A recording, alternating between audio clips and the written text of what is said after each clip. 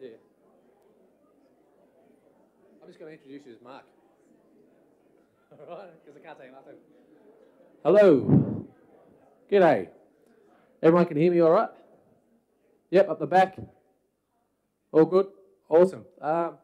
So thanks for coming. I want to just welcome you here to tonight's information centre session. For those of you who don't know me, I'm one of the elected councillors, Bradley Witters. So at this front, I gave out some pencils and some yellow post-it notes. If you've got a question as the information's been given out, just write it on the yellow post-it notes and save it for the Q&A at the end, so we can keep things flowing. Just a couple of notes from us on council. We understand that it's a very difficult time up there at the moment, and myself especially, because I live in the area. I know what the 4:30 wake-ups are like, and the poo and everything else around this. Trust me, I'm up there with you. But be assured the council is doing everything we can to support the residents up there. And if anybody does need any help or anything like cleanups or anything like that, don't be afraid to give the council a call, and we'll come out and help you, all right? So what I'm going to do now is hand over to Mark. Mark's one of our senior leaders at the council, and he'll take it from here. Evening, afternoon, thanks for coming out today. I'm hoping that you find the discussion today quite useful, and I guess you should be able to come away with some thoughts on how council is progressing with the particular issue, how you might respond to it yourself, and I guess what we're doing moving forward as a whole, as a community, and as an organization. As Brad mentioned, we've got a couple of people tonight. I'm the group leader for service delivery, which this particular area in terms of parks and maintaining the environment sits within my area within council.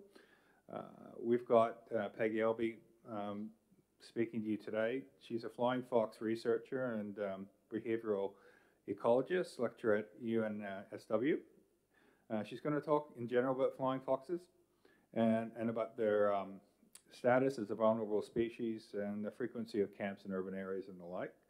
But Krista Warren, a Senior Operations Officer from Office of Environment Heritage, he's going to talk a little bit about some of his experience that he's had with other communities that has suffered similar sort of infestations of the bats and I guess the camps that he's been dealing with in some places in northern New South Wales have been substantially larger, so he's had a fair bit of experience in how those communities have actually dealt with that. I'm going to talk a little bit about where we go from here and what council's plans are moving forward. And then Councillor Witters will come back and we'll have a question and answer session at that time. So if you have any questions, I'd ask that you write them down on the pieces of paper that we've got. We'll definitely, we can collect those at the end of the night. We've got your contact details. We'd be quite happy to make contact with you and as we progress what we're doing in this space. I'd ask that if we could keep, we've got a roving mic at the end that we can provide to you. I know, as Councillor Witters has indicated, it's a very emotive situation that you find yourself in. I know it's very, very difficult having the animals there, particularly at that close quarters. I've been out there and I was actually pretty surprised at the numbers that we have. It's pretty incredible. So I'd ask that we'd be able to treat each other with respect. Some people will be speaking tonight. We'd like to give them time to be able to hear the questions that they've had. I want to give everybody a chance to be able to engage with the guest speakers and ask them questions at the end. So we should do this in a way that is, again, respectful and be able to give everybody a chance to be heard. So if we can do that, that'll be a really good outcome and I mean a really good evening for us all. So just to start with, I'd like to introduce Peggy Elby. Peggy Elby. She's going to provide us with the first, first presentation on the flying foxes and their nature and their behaviors. Thank you, Peggy. Thank you. Hello, everyone. So my job tonight is to give you some information about the biology and ecology of flying foxes, about the context in which this new camp at Armidale has formed to talk about it at a broader context about what's happening with the animals, regarding what's happening with the animals, talk a little bit about people's experiences in managing these sites in the past, and then, as I understand it, there'll be questions later. So if we can get started then. Yes, I'm just trying to get this to... Where do I put it? Point it at this, okay.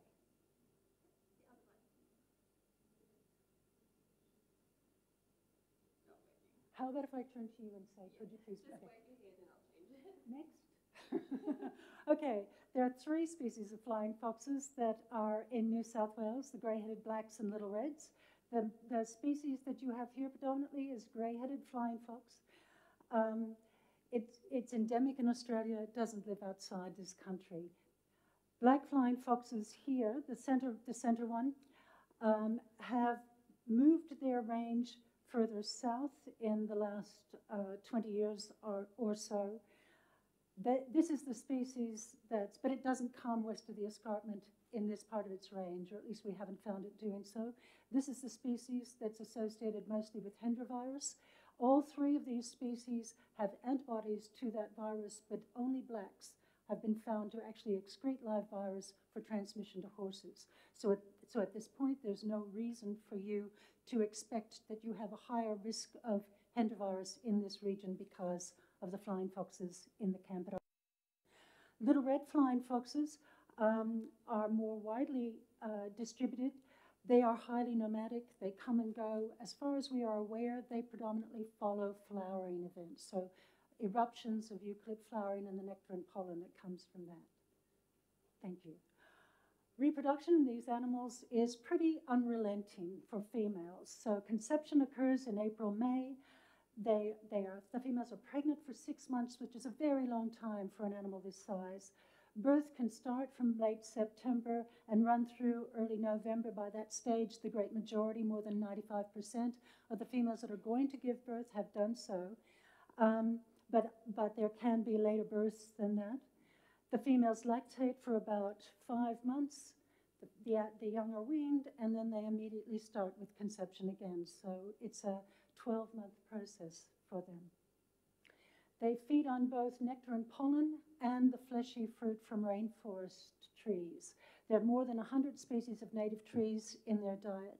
Within eucalypts and the other flowering trees that occur within their range of grey-headed flying foxes, they only use about a quarter of them because most eucalypts don't secrete enough nectar for a large vertebrate. They're pollinated by insects instead.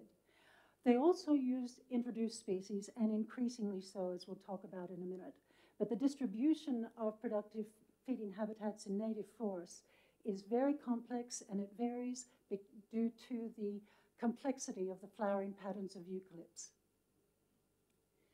Flying foxes are really important seed dispersers and pollinators, and this is not because they eat species that other animals don't, but because of the distances that they transport both pollen and seeds. They move very long distances. That red star is the camp at Lismore, and this work was from my PhD many years ago. But we had radio collars on animals. We have a lot of telemetry data from these animals. And I followed individuals as they left the camp and came down to feed. There were animals that were traveling 45, 50 kilometers one way to get to the flowering that was happening there. They fed on a number of species in a night. This one individual that I'm showing you the track of here, it then moved about 20 kilometers to another reasonably sized patch of forest, fed there, and then fed on an individual tree in a paddock before going back to the roost. Now the point about that is they're collecting pollen in their fur while they do that, and they're transporting pollen to the next flowers when they're feeding and pollinating those blossoms. No other species in Australia does this. So that's why we are particularly concerned about their conservation. The size of camps varies through time, and again, this has mostly to do with the amount of food that's available in the local area, but it also has to do with what food's produced elsewhere. Because if there's a really rich nectar source somewhere else, then they'll leave their local area where the food that they're feeding on isn't as highly preferable and go there.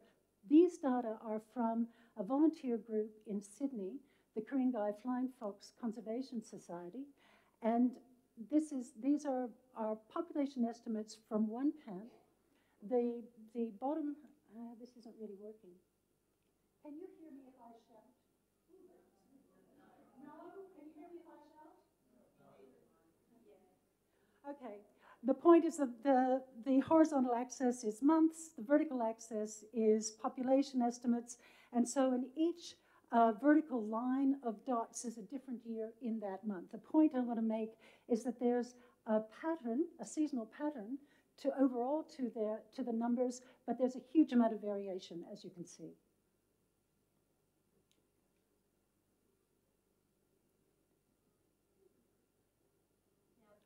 Okay. The animals are highly mobile, but there are some animals that stay in one spot. There are some roosts that are or camps that are occupied continuously, and they contain a sedentary group of animals that are mostly males. This is Badge. He's named for the white spot on his chest. He roosted in or around the same tree in the Bellingen Island roost for 13 years, a sedentary animal. And that's because there was such a range of food available in that area that there were a group of animals that didn't have to migrate. There also are movement patterns where there's an extensive area of flowering in a particular region, and the animals move between a sequence of roosts that are associated with that flowering as they shift their feeding areas. And that's really ranging behavior. It isn't migration. But most of the animals, most of the animals, most of the time, move very long distances, and they are nomadic. They're nomadic because of this highly variable pattern of eucalypt flowerings. Most eucalypts don't flower every year, although they have seasonal patterns of flowering.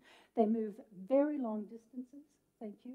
And this individual, again, these are telemetry data, this individual was captured at Fraser Island, and over a 7-month period, it visited 12 different camps and traveled 1,400 kilometers. If you multiply that by tens of thousands of animals, you can see that there's a lot of movement around these sites.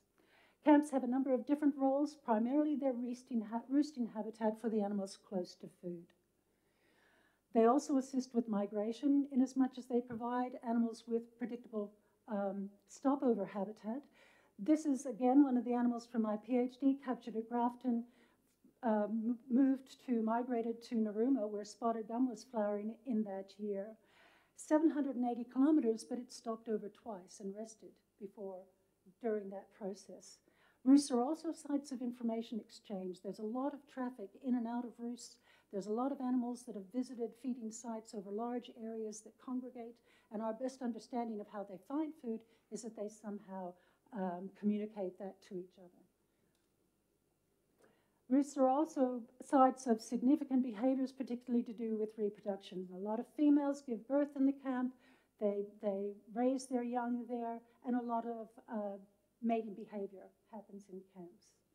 There are also night refuges for young who are flightless. So the young travel with the female, they have teats underneath their arms, and the young travel with the female for the first several weeks of life, and then she leaves them in the camp while she goes out and feeds. So at this stage in the camp here in Armidale, there will be young roosting there all night, waiting for their mothers to come back. This is a female sort of extricating herself from the young that's just near her, and 2 other young next to her whose mothers have already left. When you walk into a camp, mostly the animals take flight. It gives us the impression that there's no structure, but that's not true. These are highly structured aggregations of animals.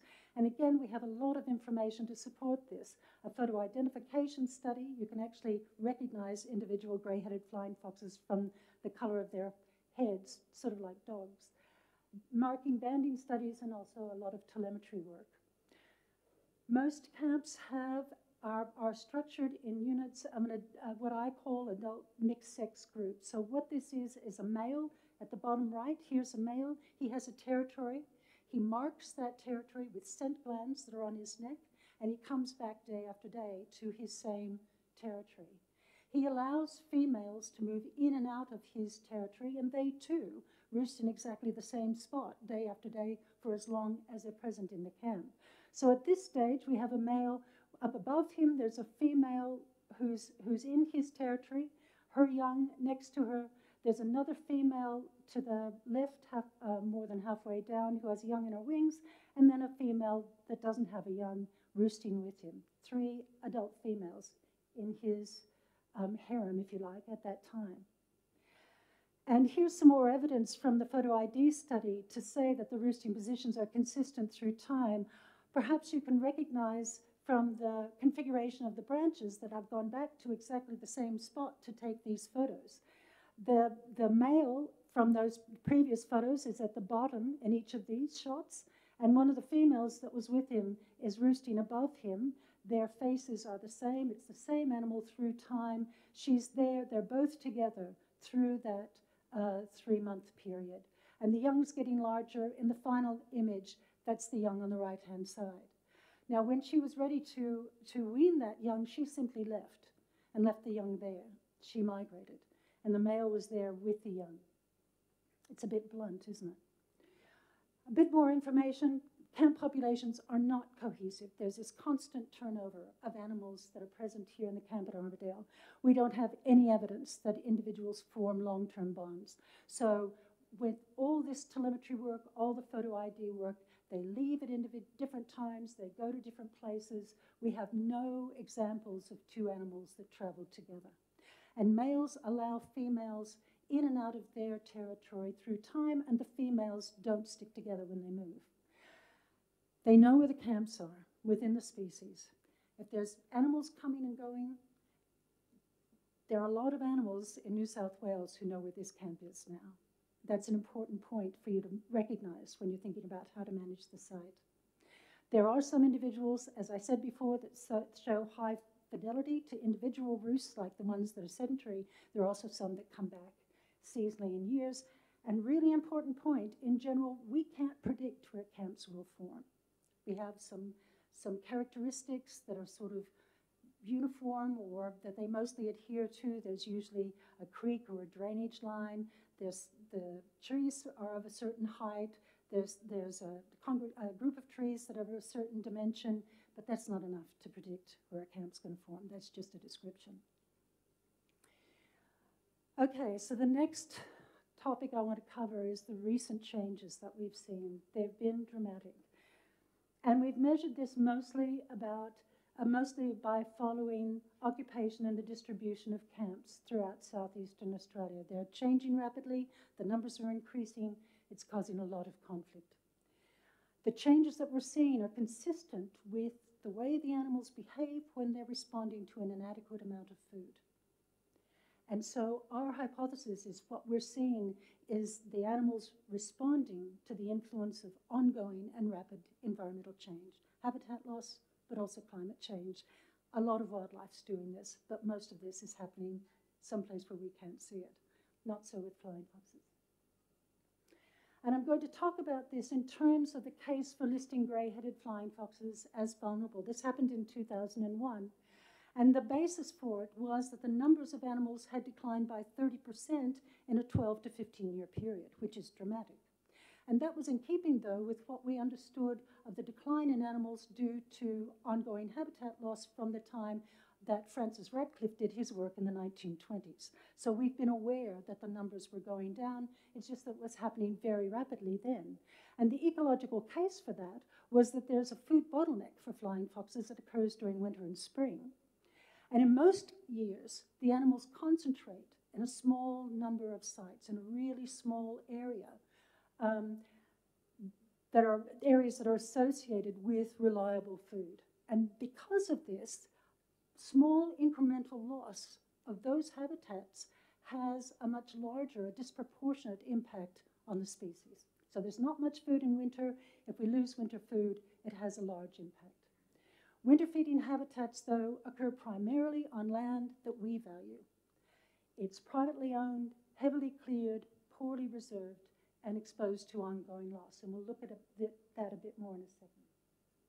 Okay, so where's our evidence for this? First of all, the food bottleneck. This map, which I'm going to talk you through a bit, a colleague, Brad Law, and I, several years ago, mapped the distribution of habitat, native feeding habitat for flying foxes. And we did this by starting out with their diet list and then looking at vegetation maps that had been generated throughout their range.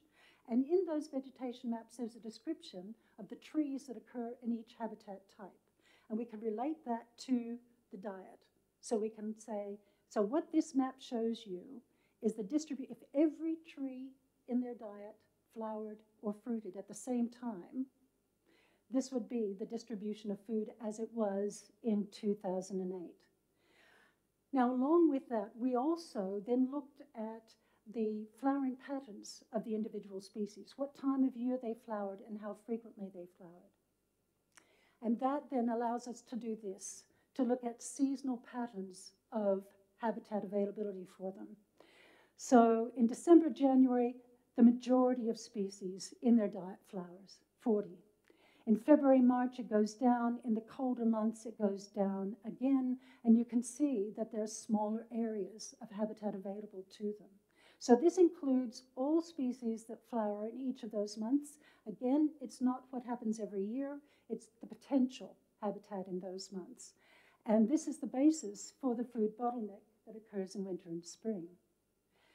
If you take our next characteristic of flowering and look at what flowers reliably, and here we're only talking about the species that flower once every 3 years or more often, it goes down to that. You can hardly see it, can't you?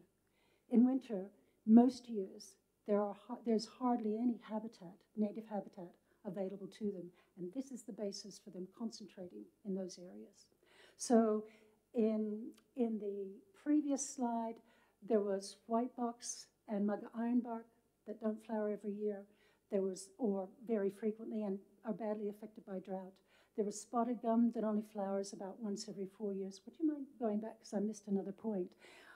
The other point about this is how seasonal the lower half of the range is. That's only spotted gum. That's the only thing that flowers once every 4 years in the Bateman's Bay, Nowra, and Narooma area. Thanks. So we can skip again. And again, these habitats have been heavily cleared because we value them. And a great example of how where this happens is in the Tweed Valley. It's wicked, actually. It's really sad. But the species that flower in winter primarily occur on coastal floodplains, or like white box, yellow box in spring, and mugger ironbark, agricultural land, fertile agricultural land. In this image, you can see the caldera of the Mount Warning volcano. Those hills are in the Gondwanan Natural Heritage Area. They have the highest level of protection. The floodplains, though, and the plants that flower in those and fruit in those areas supply food during summer and autumn. The plants that were in the coastal floodplain of the Tweed that's been cleared largely for sugar cane are the areas where the winter feeding habitat was and is hardly there anymore. So this is the problem. Evidence of winter concentrations. In 1998, we knew that this was happening, but we hadn't documented it. And we got a number of volunteers, Jackie Maisie was one of them, who helped us document the distribution of animals during winter. We did this over 5 years, and we did it in winter and in autumn. So the map on the left, July 1998, the open circles are the places where the camps were. The black dots are where there were small numbers of animals in those camps. The camps were occupied. The gray dots were camps that had more than 30,000 in them. The red dot had more than 75,000. And you can see that in the Lismore area, in the Gold Coast and Brisbane area, and up in the area, in the Maryborough area, were large aggregations of animals feeding on those concentrations of winter food. When you come down south, the furthest southern dot is Melbourne. The next 3 are Sydney. Those are mostly camps in cities. They weren't feeding on native food, they were feeding on the food in the city. Okay, so there were 27 camps only occupied. In autumn of every year, those numbers went up to 50, 60 or more. So they were more dispersed, same numbers of animals, just dispersed around a larger area. And again, I've included July 2002 to show you that this was happening repeatedly. But those areas have been heavily cleared. We in New South Wales don't document habitat loss. In Queensland, they do. They document it really well. And the top graph here shows you the decline that there's been since 1995 to 2015 in those habitat areas I'm talking about. This is ongoing. It hasn't stopped. The bottom graph shows you the actual number of hectares that were cleared each year. And you may not be aware of it, but Queensland has the second highest rate of habitat clearing in the world, only behind Brazil. So this is not an exaggeration. This is reality of what's happening to these animals.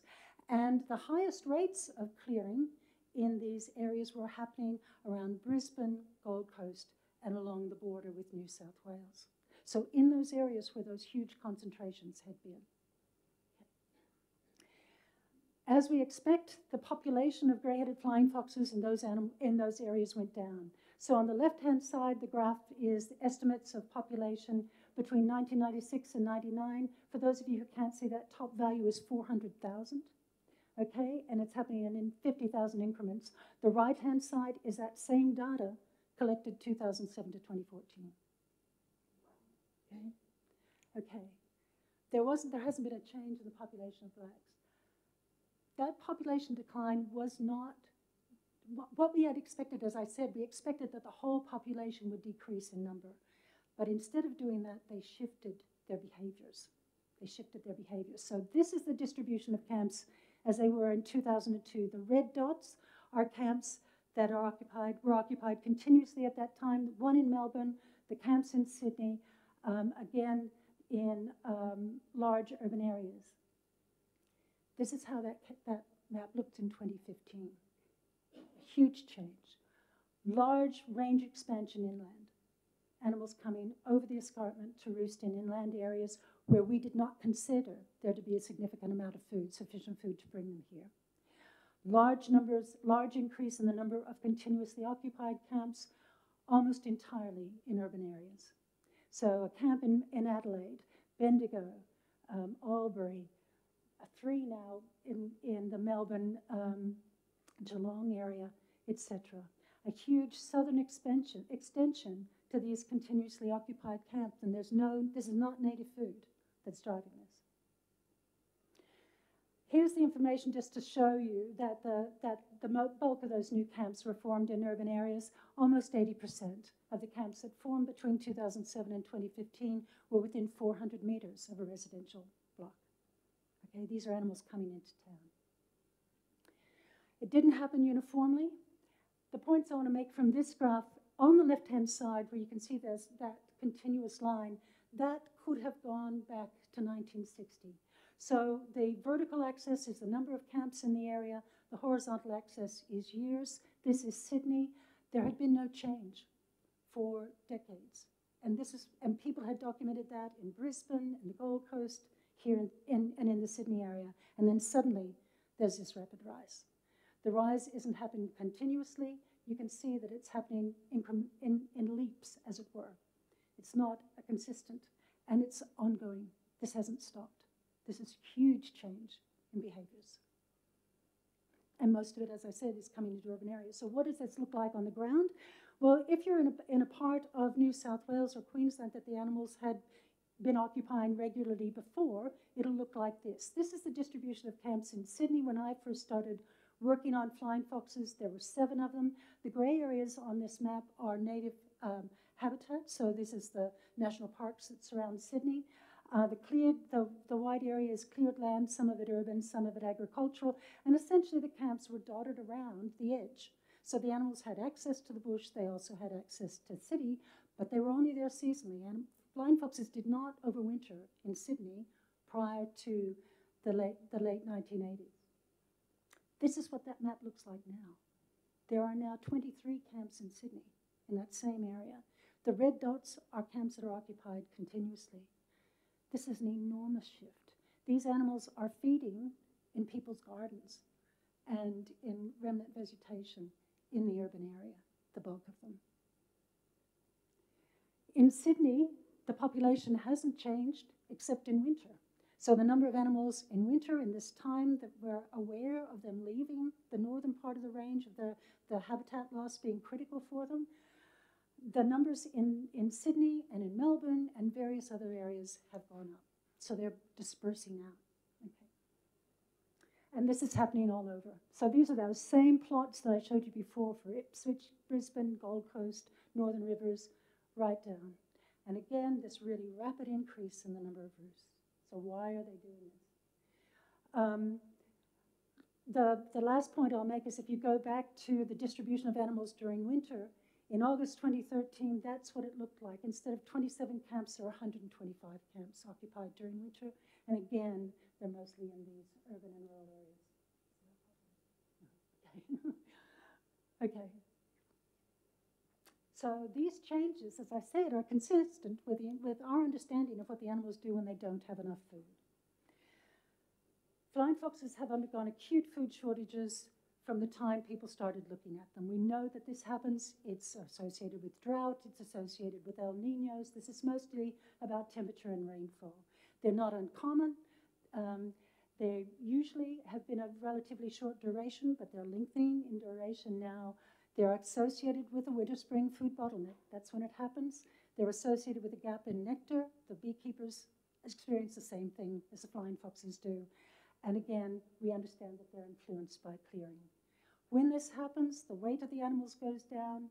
We don't have a good way of monitoring deaths in adults because they mostly leave their roosts before they die. They start roosting near their feeding areas, but animal rehab groups are aware of it. So this middle graph is a spike in the number of animals that are handled by rehab groups when there's not enough food. And then the bottom graph is a reduction that we find in reproduction. The young die, or the females abort if that happens in the middle of winter before they give birth. This plot shows you reproduction, average reproduction through time. This is from a number of different camps. I do this every year. And I started in 1998. The red bars are the years of the food shortages. The blue bars are when there's not a food shortage. So if everything's peachy keen, they produce 80 to 90% of adult females have young. When they're under these extreme conditions, though, they do what humans do. They shift their diet to food they wouldn't normally eat. They feed in areas where there isn't much food around, so they have to travel further to get enough food in a night. They reduce the height at which they're feeding to the point where dogs attack them. They're down low. Sometimes they're actually on the ground. They move into new habitat areas. So just as we would, if there's not enough food, they go someplace else searching for food. And they reduce their energy expenditure by dispersing into smaller roosts, smaller aggregations near food, so they don't have to travel so far in order to feed. So we mapped this. In 2010, there was a particularly long-lasting food shortage. This is when the millennial drought broke. And suddenly there was a lot of rain. This is a year before the floods in Brisbane, but the plants, the trees that had been under pressure for so long suddenly put on growth. They didn't flower. And there was a long period where there simply wasn't enough food. So this is the distribution of camps as they were before the food shortage. The green dots here are places the animals went. We monitored them going. See them coming inland, see them coming south, Tasmania. There actually was an animal on a crane on a gas platform in the middle of Bass Strait. These are animals under a lot of stress. None of the animals in Tasmania survived, as far as we know.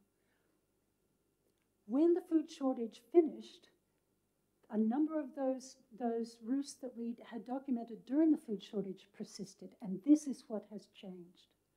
So food shortages have happened, as I said, from as long as we've been aware of flying foxes. But what had happened in the past is they'd move into these new areas, dispersed into smaller roosts. When their food came back, they would go back to their original roosting sites. That's not what's happening now. This is that plot that I was showing you of Sydney before. The arrows are when the food shortages were. There were more prior to 1980, but we haven't documented exactly when those happened. But those steps in the numbers of roosts that happened are associated with food shortages. So this is happening again and again and again.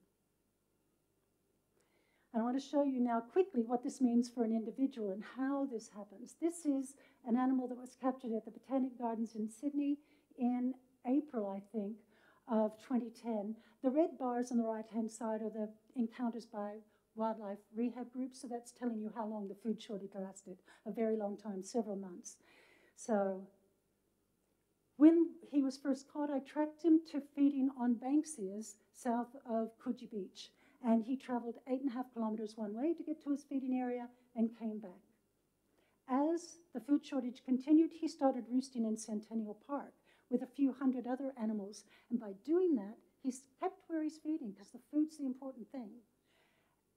But by doing that, he's reduced the distance he has to travel by more than half. So he's hugely reduced the cost, the energetic cost of feeding. Things got worse still, and he started roosting with 5 other individuals in Fred Hollow Reserve. Okay. The food shortage finished. This was when the Centennial Camp formed. The Centennial Park Camp formed. The food shortage finished, and he kept roosting at Centennial Park, still feeding in his feeding area south of Coogee. And this is happening all over.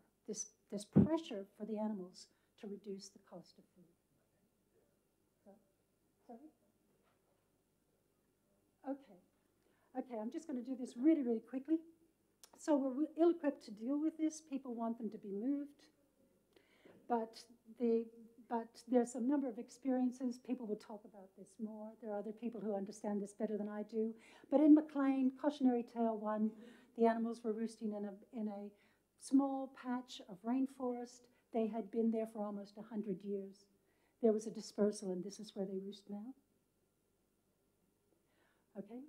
Cautionary Tale 2, flying fox camps in the Tweed floodplain. Before 2004, there were 2, one at Dalgeigan, one at Dallas Park. People started clearing vegetation. They removed trees from the Dallas Park camp. The animals moved about 250 meters to the next spot. The people there, we understand, poisoned those trees to get rid of them. They don't want the bats there. The animals moved to Dalgeigan, so that camp suddenly got very huge. The neighbors bulldozed it, okay? And they're now at Bray Park. They're still in residential areas. They're still impacting the community. Okay, I'll stop there. No, keep going? Okay. So we've summarized what happened in 17 dispersals between 1990 and 2013. There have been more since then. Our understanding is, well, we know that this pattern hasn't changed. So animals don't abandon the local area. If the animals leave here, it'll be because the food's finished, not because of a dispersal that you've done. They'll stay because the food's critical to them. They don't reduce dispersals don't reduce the number of flying foxes in the area. Dispersed animals don't shift their roost very far because, again, they're trying to reduce the distances they're moving to feed. They're under pressure. It's not possible for you to predict where they'll go. You won't know where they will go. Conflict is usually resolved for the immediate neighbors, but not for the community, because there's a chance they'll just go to somebody else's backyard. Often you need a number of actions to keep them away from where they were unless you remove the vegetation. And the financial and the social costs of this are really high for it within a community. If you think about what happened in the Tweed, the people in Bray Park know exactly why they have flying foxes in their backyard, and they know who organized that. This is not good for local communities. So I guess what I really want to say to you is you'll have a number of opportunities to consider what you're going to do, how you're going to manage this. I just want to encourage you to think carefully, to consider things deeply, and to take advantage of experiences from elsewhere. So, and my other point that I want to make is that there are now direct consequences to us of the poor conservation decisions that we've been making for flying foxes for years. We've known that the animals have been in trouble in this way, and we haven't really dealt with this. And our expectation is that this is simply going to continue. Thank you.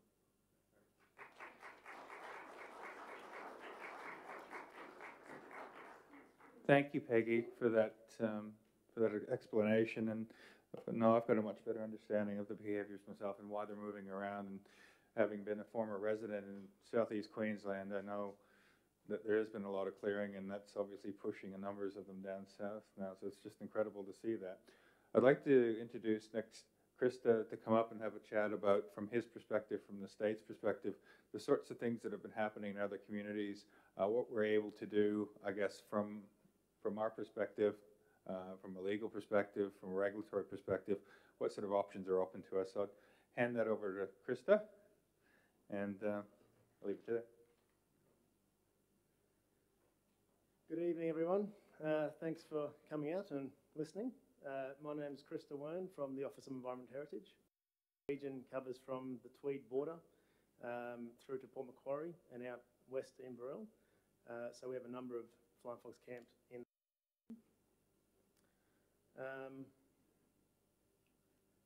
Peggy's done a good job of describing that aspect of it. I'm not going to go over that again. Just to say that there are at least 20 camp management plans already in existence for some of the more controversial camps, and a lot of those up in our region as well. Obviously, there's a lot of camps where there is no conflict, but obviously when there is a community and the flying foxes are very close, that's what creates the newspaper clippings and the concerns from there. Peggy's covered, again, they are federally listed as well as state listed. I'm not going to go over that. But we have a flying fox camp management policy, which we developed in 2015. That's the one topic I will cover now. Firstly, our role, OEH being state government, we set the statewide objectives and try and have a consistent approach across the state, and that's through that flying fox camp management plan.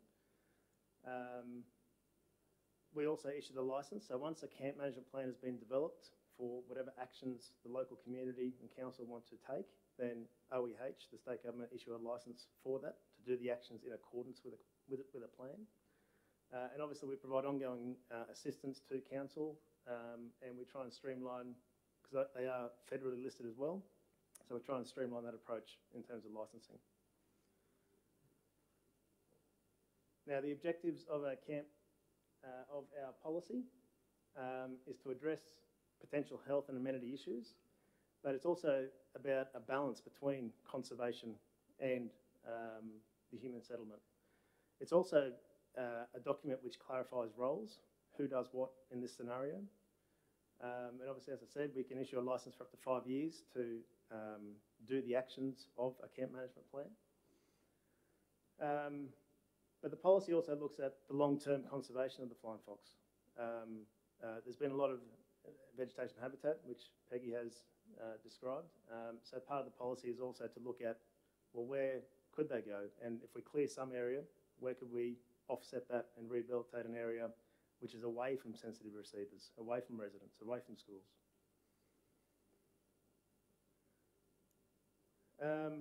So the policy, that is our regulatory framework.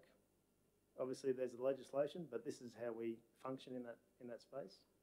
And it's designed to empower councils mainly to work with the communities to look at all types of solutions. It's a standard way of assessing it across the state. So we have a standard template, but obviously that's dependent on the council and the community, how they want to undertake those actions for every specific site. They all are different. But importantly, within the policy, we have a hierarchy of implementation, level 1, 2 and 3 actions. So level 1 actions are pretty routine camp management actions, such as removing weeds, lopping limbs, mowing understory, doing basic camp management actions. Then you're progressing up to level 2 actions, which is the creation of buffers which is again looking at removing whole trees, starting with the weed species, but also looking at native plants and trees to create that distance and separation between the flying fox and the sensitive receivers, whether they're the residents or the school or other facilities. And obviously the last option in the camp management policy is camp disturbance and dispersal, which is level 3. But obviously that's the last resort, and we're seeing that this is a hierarchical process. And I suppose we would need to step through level 1 and 2 before we seriously looked at that last option.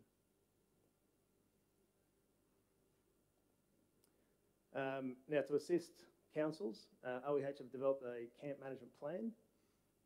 That's to reduce the cost and complexity for councils across the state. It's a fully editable camp management plan where you can delete sections and populate areas within that. And that's seen as a step to make council easier to delve into the camp management plan, which obviously then will drive the actions from that. So that's available on our website. Now, it has various sections in there. I'm not going to go through each one, but obviously there's a decision-making flowchart in there, and that's all dependent on what the community and council want to do, and looking at those options. It also looks at what is the impact of doing the action. Now, Peggy touched on that as well. If it is habitat removal, where are they likely to go? Are we pushing the problem elsewhere? So it's just asking the council to consider whatever action they are proposing to take, what the consequences of that may be. And even tree removal, some residents don't want to remove their trees. It's part of the amenity of the area. Very bureaucratic circle, but basically start at the top, you establish your objectives, what do we want to achieve. The large component there is engaging with the stakeholders, obviously the affected residents, to see what they want. And as I indicated, some people don't want to remove the trees, even if they are weed species. Studying the camp, seeing exactly where they move to, seeing what that area is. And as I touched on before, determining the camp management actions and assessing the impacts of those actions. So making sure that council's aware and the community is aware that whatever actions are put in place, there could be consequences to that.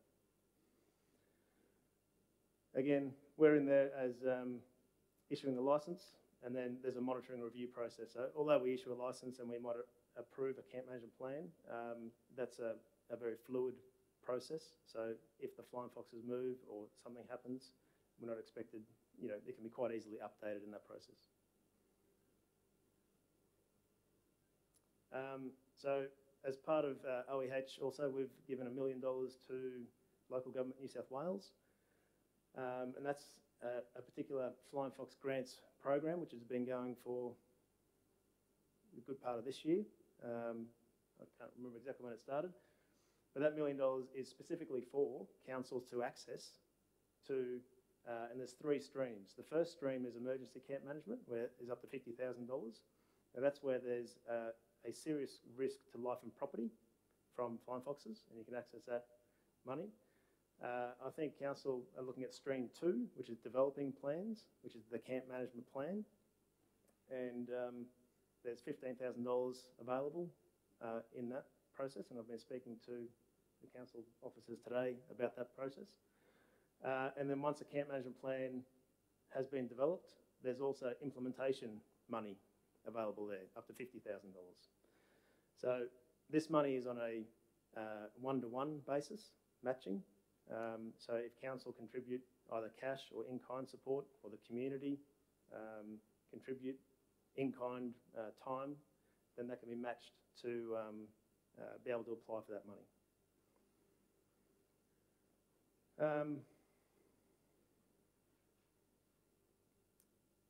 I'm not going to go through those, but on our website we have a lot of other supporting resources that talks about level 1, 2 and 3 actions. It's got fact sheets about working with communities living next to flying foxes, stuff like that, responding to heat stress. Further information, That's my contact details there. Happy to take a call from the community if there are any questions about what OEH's role is in this process. And obviously our websites have a lot of information, and the local government New South Wales website has the Flying Fox Grants program. That's all I was going to talk about in terms of the camp management plan, but I did throw in one more slide. Now, this is Maclean, and that has a camp management plan in place. And as Peggy pointed out, Maclean has had flying foxes there for a very, very long time, and it's been an issue of conflict ongoing for that time. But basically, I just wanted to explain, I suppose, what the camp management plan for Maclean is trying to do. And Peggy indicated that the dispersal attempts where the flying foxes were in Maclean Rainforest Reserve down the bottom in yellow had caused them to move up to at the front of the school and next to all the residents up the gully. So part of the plan is to rehabilitate Maclean Rainforest Reserve, which is quite degraded and doesn't have the capacity to have the flying fox numbers as what it used to have. But it's also looking at expanding Maclean Rainforest Reserve with those green areas which have already been rehabilitated. And even those rehabilitated areas, which are relatively young planted trees, 5, 6, 7 years old, flying fox are starting to use those. So it's bringing those, or hopefully bringing the population of the flying fox away from those sensitive receivers in the school and the residents, and trying to create that habitat, not only Maclean Rainforest Reserve, but also further afield.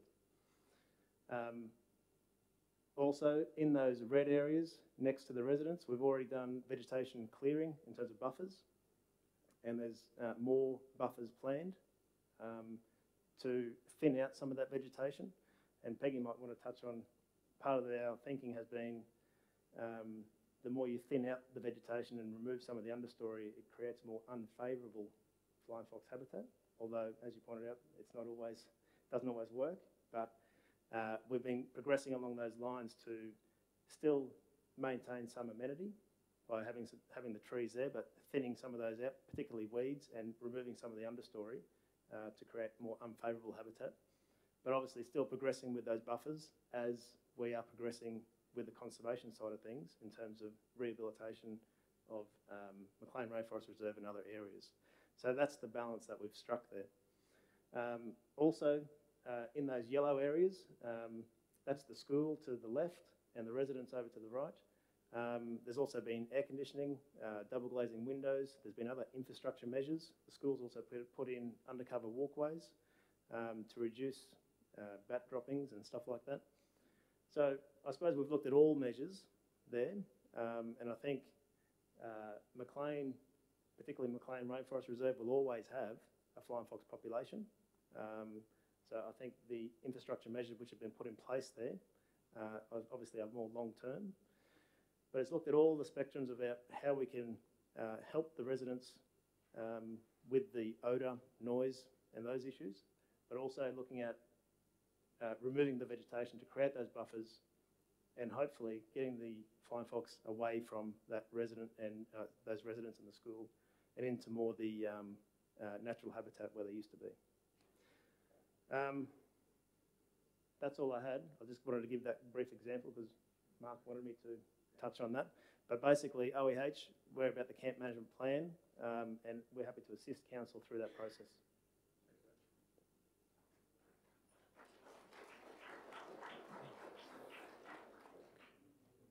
Now, I've been keeping some questions for both Peggy and Krista when we get to the end of the presentation. I was asked to just give a few minutes on what council's doing from here on moving forward.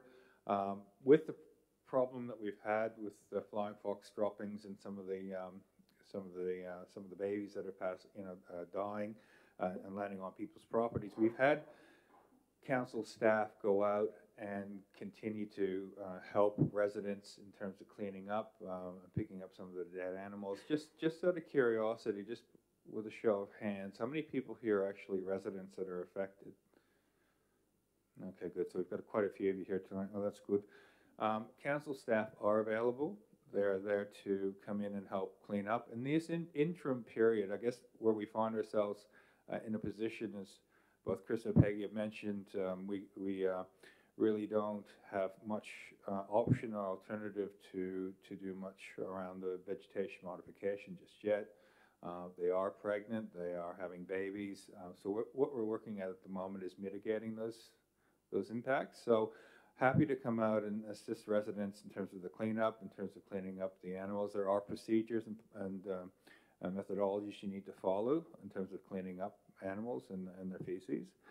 Moving into the new year, we are creating and developing a management plan, as Krista's identified. This will allow council, enable us to actually set out the buffers, start to clean out some of that undergrowth, and possibly do some of that vegetation modification. We'll continue to engage with residents as we move into that space.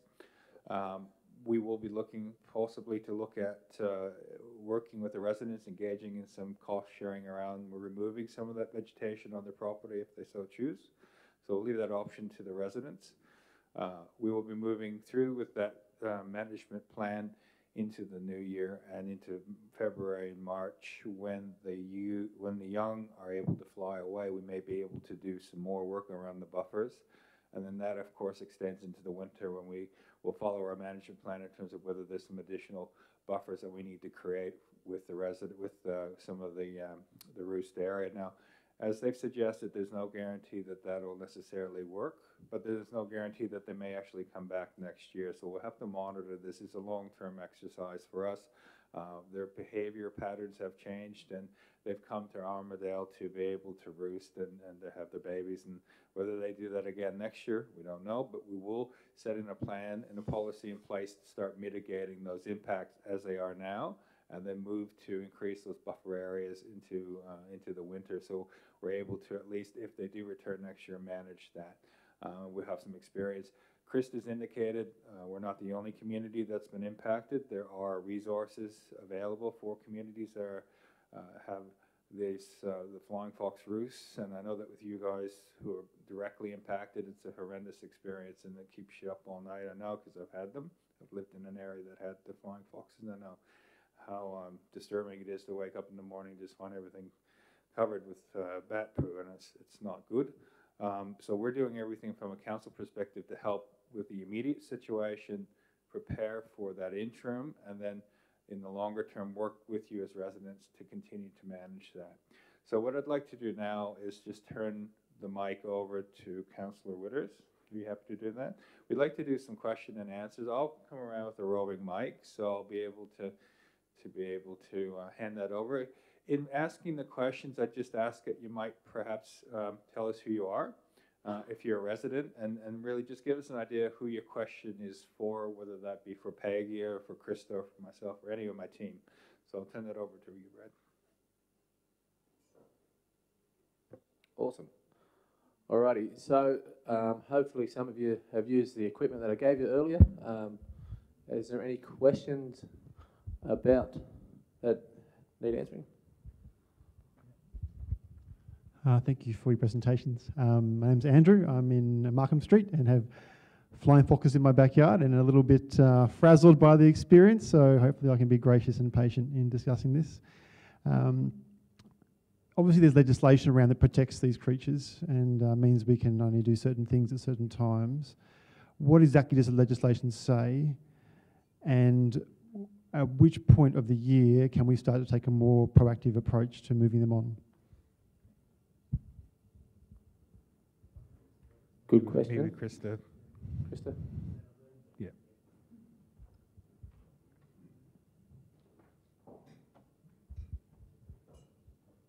The legislation basically says you can't harm the animals. So that's a term used.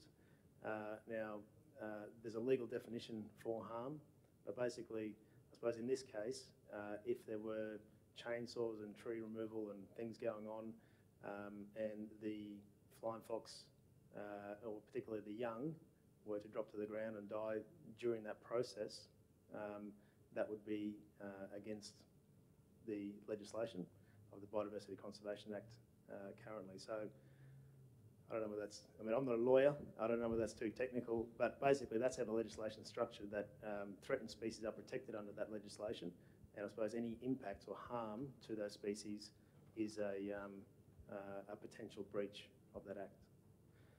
Now, I know there was two parts to your question. The other one was relating to ecology. Sorry? When can he actually do it? Well, my understanding, Peggy, please jump in, but my understanding is that generally the young could take to the wing around March.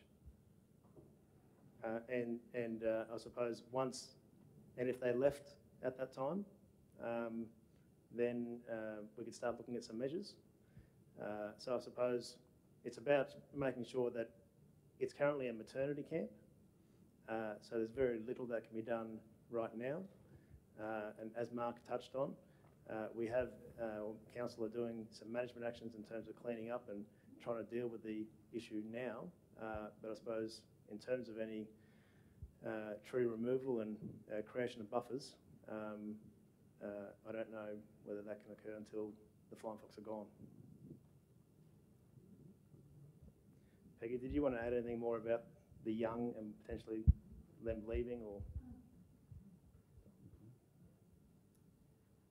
About potentially them leaving, this is it's highly speculative. One of the things that's surprising about this, it's can you hear me now? Okay. Somebody asked, made some mention of when or whether the animals would leave. Nobody can answer that. Certainly the numbers will change and probably reduce.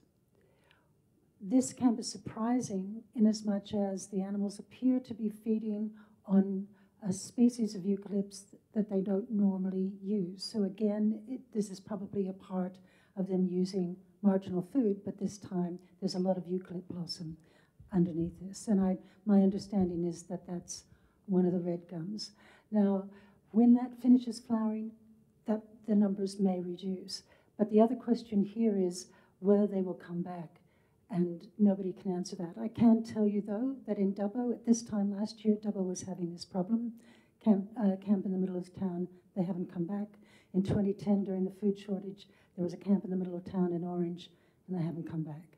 So I realize you can't wait, assuming that that's going to happen, but please understand that that's a possibility too. In terms of the timing, yes, as I understand it, OEH restricts when people can do these things for a time when it's not going to interfere with reproduction for the year. So that would start April, May, something like that, and continue on for a few months. But you'd really have to go back as part of your camp management plan and proposals to OEH. Yeah, so the camp management plan council establishes with the state will allow us to have trigger points to do things like modify that vegetation when we're able to. So when the flying foxes move on, we will then look to manage that vegetation further with the residents. So we have to work to the plan. We have to work within the bounds of legislation and make sure the animals are not being harmed. But at the same time, we are able to be proactive, identify with the state when those actions can happen, and we're able then to move in and do some of that clearing of the undergrowth or some of the vegetation and the like to try to get in as soon as we can, when we can, to manage the impacts on you and your neighbors. So that's just, we're picking up, we have to work within the frames and the boundaries of the legislation and protection of the animals, but at the same time we'll work with you under our policy that's been accepted by the state to go and manage those, and hopefully by the time we get to next year we will have been able to at least increase some of the buffer areas in those for those residents that are most directly affected. This gent was just up first, so I'll give it to him. Thank you. Royden from Radio Shack. Can you use sound to deter them or manage them? Wouldn't that be great? A lot of people have worked on this and tried hard, but they haven't found. Are you talking about an ultrasonic sort of signal? Yeah, that works with microbats. That's who use ultrasonic communicate at that range. Doesn't work with flying foxes. When people disperse them, they use loud noises, but it doesn't keep them away. Yeah. Does that answer your question? I just wondered if there was an effect of the colder winters in Armidale, what likelihood that there is of them persisting in the cold winters? Yep. For grey-headed flying foxes, look, all I can tell you is what we've observed. This hasn't been studied, okay? We know that when the white box flowers well and is secreting a lot of nectar, grey-headed flying foxes can live at Inverell and Bingra. But that's reliant on there being a lot of energy being produced by those blossoms. I'm not aware. I'd have to look at vegetation maps that are better than the one I have at the moment for this area, but I'm not aware of there being extensive stands of white box here, for example. Okay. So I've got 1, 2, 3, and 4.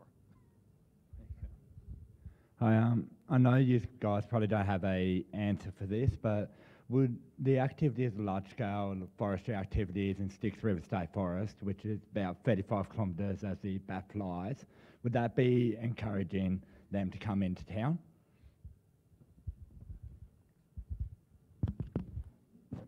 I don't know what species of eucalypt are in that forest, so I don't know whether it was... Sorry?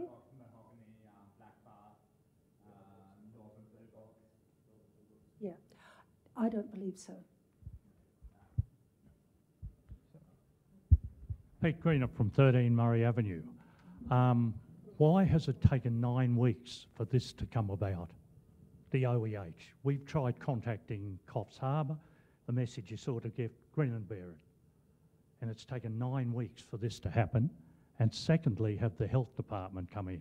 Anywhere we got masses of bat poo, you've got viruses and bacteria.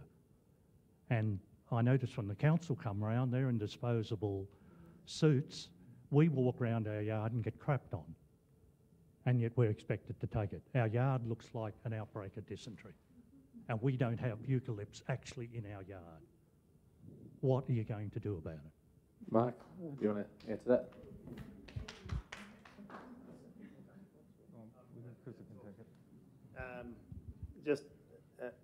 The EPA don't deal with this issue. It's OEH, Office of Environment and Heritage. But I understand, sorry? You can't hear? Well, OEH, the Office of Environment and Heritage, deals with biodiversity matters. And I understand Rachel from our team and another lady from OEH came here early October. Richard, the 12th of October? Yep. Yep. So I also understand that Rachel and I think it was Anne also spoke to a number of residents, and they have been for the past few weeks since that 12th of October. I've only come in recently in this process, but so yes, as soon as we were aware of it, there was phone calls, and my understanding is that OEH staff have been dealing with a number of landholders. The PPE, or the personal protection equipment that you've seen council wearing, is because they are out and amongst other properties collecting it. We need to, as an employer, make sure that they are appropriately dressed. There is advice that we can provide to residents about what you need to do to keep safe if you're out and amongst your property. I know it's not ideal. They're impacting you now. And there is precautions that you should take, and there is information available, and I would suggest you pick it up and have a look at it, because it is important to be able to protect yourselves if you're cleaning up and if you're picking up any of the animals in particular, because there is a risk, a low risk, but still a risk that they could have a disease, and so you should just be very precautious about that. And again, we can provide that information to you.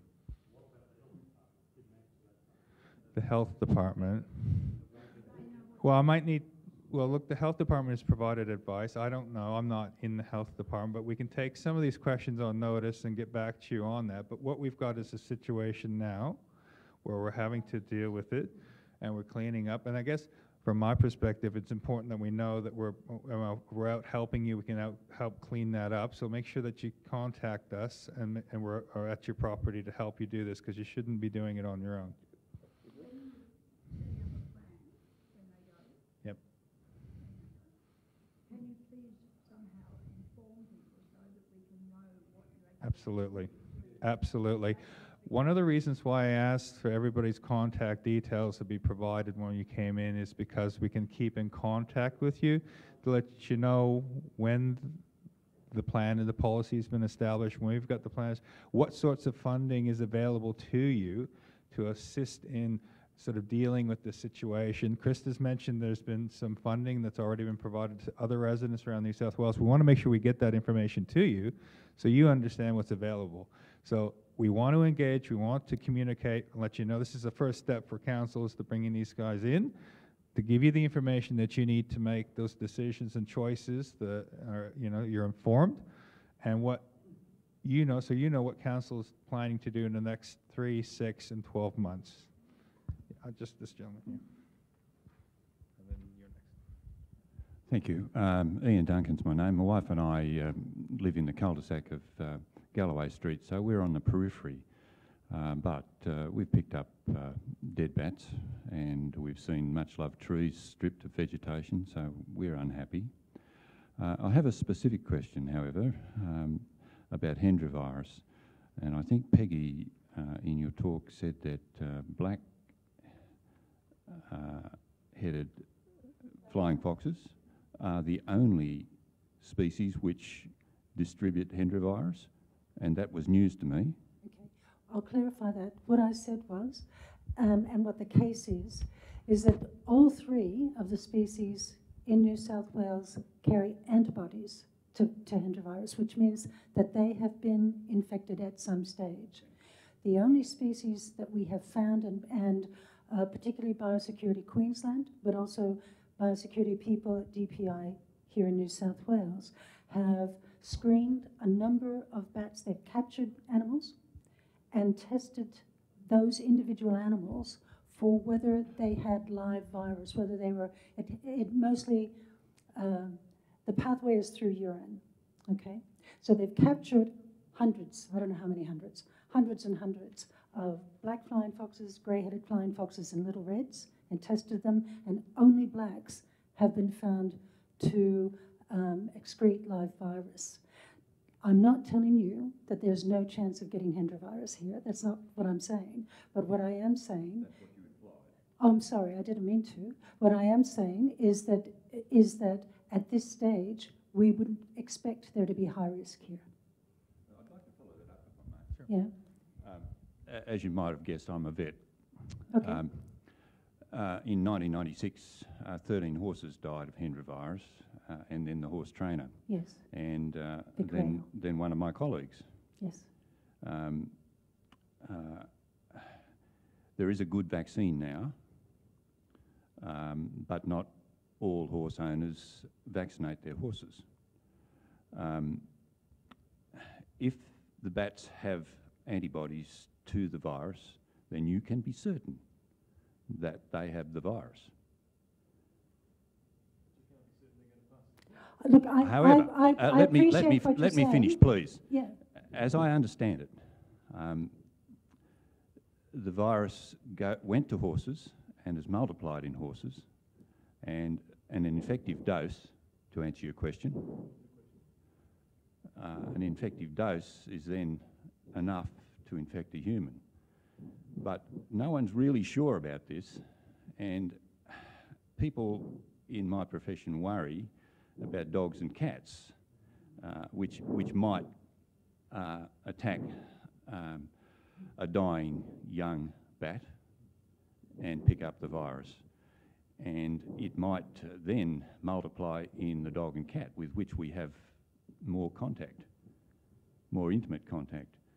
So I certainly don't want to alarm the meeting with concerns about Hendra virus or the Lyssa virus complex.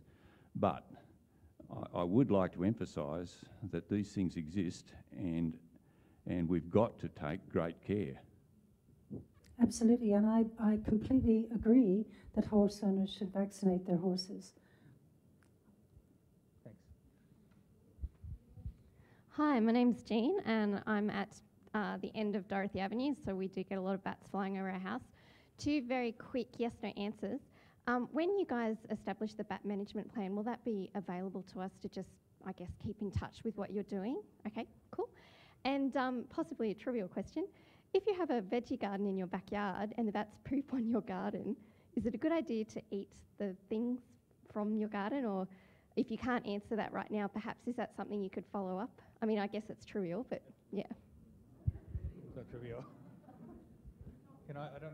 I don't know if either of you can answer that, or you've had any feedback. Is that something we should take on board and maybe give back to the community? Richard, can you just make sure that you take note of the questions? Can you just stand up for a second? This is Richard Morsley. He's one of my staff. He employs a number of people that come out to your properties to help. Ray Duffy. How many people have met Ray so far? Anybody here? Yeah, a few of you. Ray comes out and he's helping a lot of people clean up their properties and to help manage these issues. Richard's team is involved in that, so Richard, just make sure that you keep track of some of these questions that we haven't been able to answer tonight, and we'll communicate that back as best we can after the meeting. Might be a good idea if they write it on their on your pads. Well. That's right. You did that, didn't you? Yeah. Yeah. So you've all got pads. If you can write those questions on the pads, that would be fantastic. Yeah, just leave it with us at the end. That'd be good. Do you have a question? I have a question. I was heartened to hear the OEH, yes, sorry, I've forgotten your name, said with the management plan, everything's okay, that after you started, that the engaged stakeholders, by that you meant those residents who are heavily impacted. Is that right? Yeah, there was a little circle, and you had management plan and then engaged stakeholders, which I think you said meant those who are heavily impacted by the Flying Fox camp. Yes, definitely. Definitely. But also wider, I think. Well, I'm not saying it shouldn't be wider, but I just want to know that those who are living in this camp and under it will be consulted and their views listened to and discussed. And without a doubt. I mean, if we received a plan from council that hadn't consulted the community, we would push it back and say, please consult with the community. Well, I just wanted to make sure because when you're living under it and in it, it is very, very stressful and unpleasant. And I understand the conservation issues, I do, but I sometimes think we can be ignored, the ones that are heavily impacted, and I honestly don't think that's fair.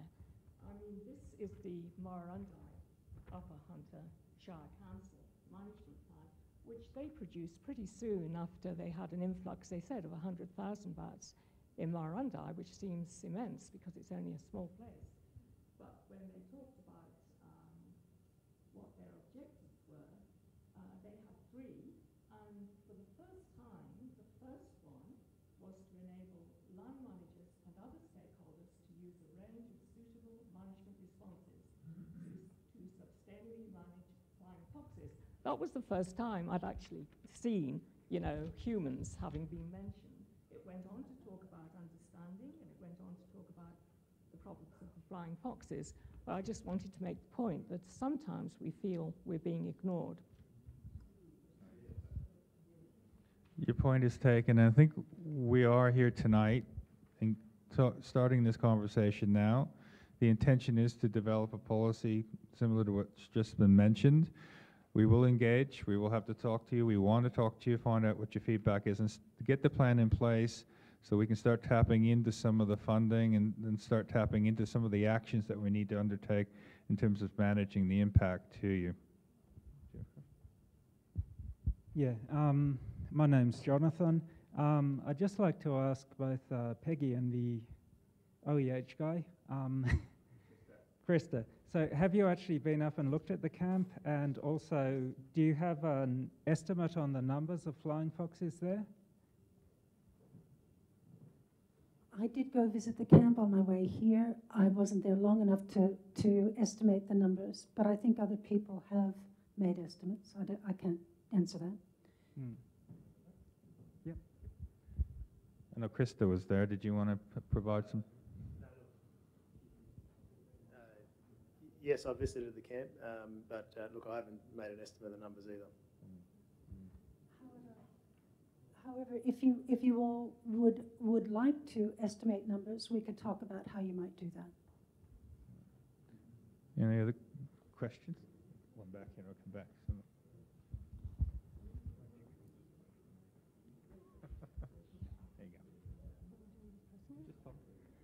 Hi, my name's Kate Cameron. I live on Galloway, just near Mr. Duncan the vet, and I have dead bats and poo and wee and all kinds of disgusting things going on. I haven't seen any council folks, but I am on Galloway, not on Murray, which would be horrific. I can't even imagine what it would be like to be living there at the moment. I just wanted to let you guys know I took photos of the bats when they first started coming in August. I know a lot of people aren't aware of that, but they came in August initially to my street, to Galloway, between Mr. Duncan's house and my house, and small estimate, couple of hundred, then turned into, holy cow, enormous amounts. And interestingly, 2 Sundays ago, my side of the street, so Markham to the water tank, the bats tried to move from Murray Avenue, Murray Street, whatever, across 2 streets, across Catherine over to my street. All of the neighbours, I don't see many of them here tonight, but all of the neighbours got out and made the biggest racket you've ever heard in your life, and they moved back over. They tried to sit in our trees, and a lot of kids, a lot of pets, and a lot of very caring community people that are actually, most of us are ex-council staff members, including the former director of engineering. So we all got out, made the biggest bashing with saucepans and noise and whatever, and they all cruised back across. I thought that was quite interesting, and I'm also interested by, I think it may have been Tamworth, maybe Murrurundi, and possibly a Tunga that just used gas guns, whatever it was, to move them. I understand the whole move. How about we just move them the heck out of our area altogether, back to the forest where they're supposed to be? Question was, are you aware of when they first came here? Anybody aware? Or, I mean, I can tell you some arrived in August. That's really good information, and it should definitely be part of the information available about the camp, and I'm pleased to have it. Thank you. No, my understanding was October, so thank you. I'm just conscious that we're into about 7:30 now, which you don't have to wrap up. I'm just conscious that some people might need to go to other things at the moment. Do we want to just everyone that's got a question, put their hand up so we can just sort of... So we know what it is. Well, I think this lady in the grey was first, and then we'll have to move it around. So, okay, so we'll start here and move around. If you just so you're happy, I know it's 7:30, but we can continue on. Hi, I'm Amber. I'm a wildlife carer. I guess I came along to get a little bit more information. I guess my question is, with the size that the camp is at the moment, are we expecting it to get bigger? Are we having other bats coming in as well? And I guess the other half too is I definitely understand, like my best friend lives on the street right where the first bats were nesting, so I do understand the how big this issue is for people and have been there. But I guess also realising there are animals. I think more people have died from dogs and cats than they have bats in the history of keeping animals. They're animals, and if we had 75,000 dogs hanging around, we would expect the same sort of thing. So I guess kind of just keeping in perspective that they're just animals, and yes, they carry stuff, but so does everything, I guess. Yeah. There was a question there. The question was, would we expect the camp to get larger? And the answer is that depends on what happens with the food. So my understanding is that it's Blakely's red gum that's flowering now. And I am not aware of grey-headed flying foxes migrating to Blakely's red gum before. So this is...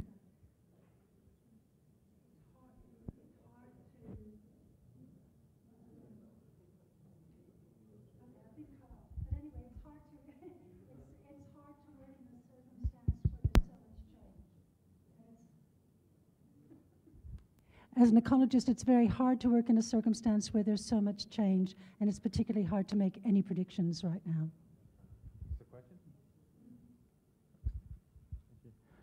Guy Ballard, I live on Century Crescent. We, First of all, I'd like to empathise with the people behind us on Murray Avenue and Galloway Street. You have it much worse than we do. We get the noise, we get faeces in our backyard, but we do not have them camping in our yard. That said, daily people are disturbing the bats. As you disturb them, as we've heard tonight, they fly around, they defecate on more people's yards, they upset more people. We've heard tonight that disturbing the bats is not an effective way of managing them, and Krista pointed out that it is illegal to do so. Krista, as people are moving the bats each day and bats are dying, is that an illegal activity? Yes, that's my understanding. So, look, I mean, we would prefer that noise didn't occur, and I think they'll be more settled. There'll be less flying around, less noise. I think that the males do mark their scents on trees, and if they have to fly around and mark it again, the odour potentially could be more. I don't know, Peggy, is that correct? You can smell it. So, I mean, there's a lot of issues for the community, I think, if that disturbance continues, and I think it'd be easier to leave them where they are. Yes. Hi, my name's Cara Miller. I'm from the University of New England. I just want to ask if Council or OEH are interested in setting up some data collection, research because any kind of plan that would be implemented would rely on a good understanding of how many bats are there, distribution. So I just like to offer that I'd be willing to assist on that and under the guidance of monitoring and everything like that. I think we have one more question. Yes, my name is Halina. I live right at the top of Markham Street. I just wanted to find out, I've watched a movie about a farmer's family that implemented laser light on their farm because they've lost last year more than $1.5 million in their crop, like fruits. They had peach farm. So they started to use laser lights on the trees. And they said that bats left the place. They've used that for a while. You can watch that movie on YouTube. And I was just wondering if there is any way that one can consider that. Okay, I was at a meeting with fruit growers in Adelaide a couple of months ago, and I heard about this. It was in Tumut, I think. The problem that they had was that it was illegal, but other than that, because of the laser light going up into the sky, and so they had to stop. But so I don't know that anybody's looked at it any further, because I don't know whether people have tried somehow getting the lasers up here so it would come back down. I don't know that worked.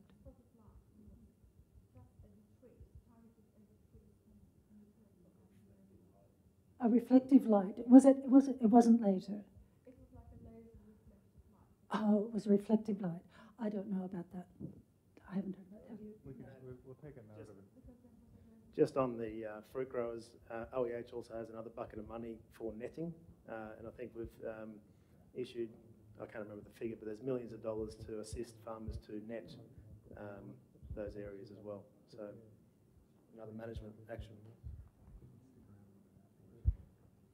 All right, just to be conscious of the time, and I know there's a lot of other questions that still haven't been answered. So what I'm going to ask you to do is, with the yellow sticky notes that I gave you, if you've got a really pressing question that you still want council or these guys to answer, I would like for you to write it down on that with your name, any contact sort of stuff on it. If you haven't signed in with that already on the forms out the front, if you could do that, so we're going to wrap it up now. But a few of us will be sticking around, so if you want to stick around and just ask some informal questions afterwards, that's okay.